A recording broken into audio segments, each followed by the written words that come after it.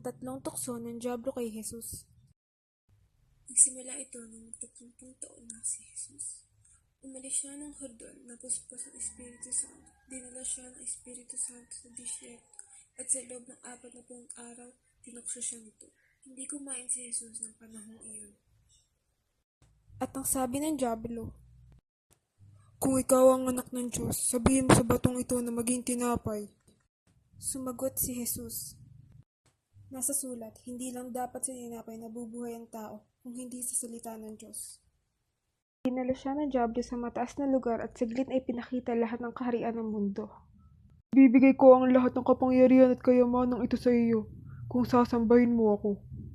Sumagot si Jesus, nasa sulat, tanging Diyos ang sambahin mo at siya lang ang iyong paglingkuran. At dinala siya ng dyablo sa tuktok ng templo sa Jerusalem. Kung ikaw ang anak ng Diyos, magpatihulog ka!